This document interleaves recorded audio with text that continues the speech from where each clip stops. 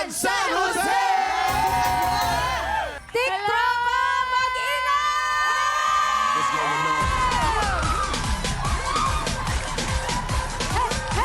At syempre, mga tiktropa, ibang klaseng mga pasabog ang masasaksihan nyo ngayong araw na to dito sa TikTok Live!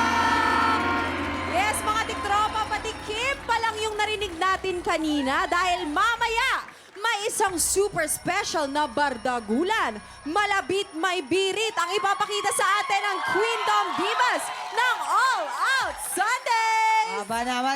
And speaking of bardagulan, siyempre, laging handang makapagbardagulan sa kulitan ang mga paborito nating tiktropa. Eto na po sila, Donita Dos and Waki Kiran!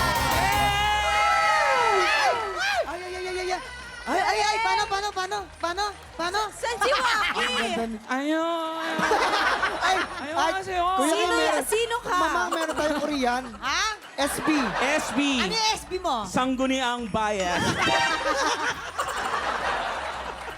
Donita! Hi, mga tiktropa! Makinggan!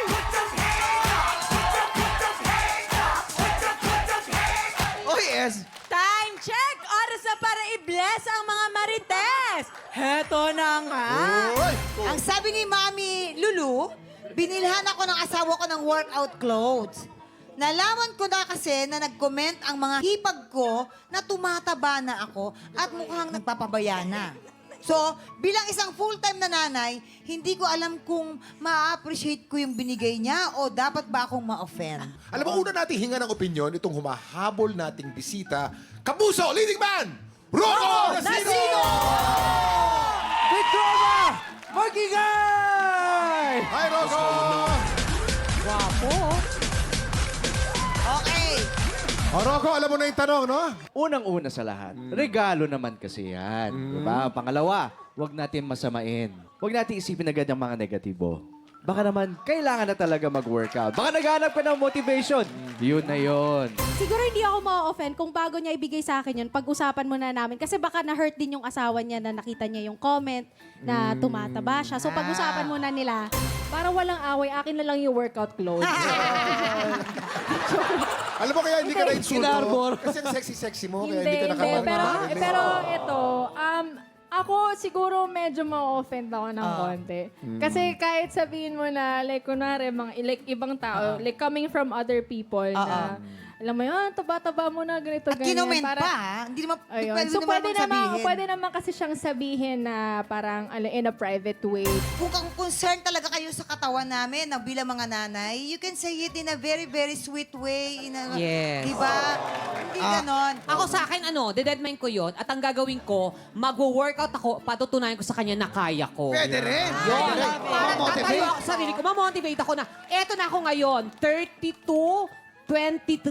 Ganon, di ba? Wins, 23 lost. Teka lang. Parang hindi bagay yung bang. Ay, Teka, ano Kira, ba? hindi ba kayong Teka bangs mo? Gusto ko parang iksi. Hindi, medyo habaan natin ng konti. Yan. Sumobra. Sumobra ba? Teka lang, sumobra. Nakatanongin naman natin yung mga tiktropa natin. Baka meron po kayong gustong i-comment sa issue ni Mami Lulu. Huwag po kayong mahiya na mag-send yan sa official Facebook page ng TikTok Lock. Heto na! Balitahan na natin ang masayang hulaan. Iharap natin si Julie sa ulo ng mga balita sa pagbabalik ng TikTok Lock! Tiktropa, pinanood mo hanggang sa dulo itong video na to at dahil doon, very good ka. For more happy time, watch more TikTok Lock videos on our official social media pages and subscribe to GMA Network official YouTube channel.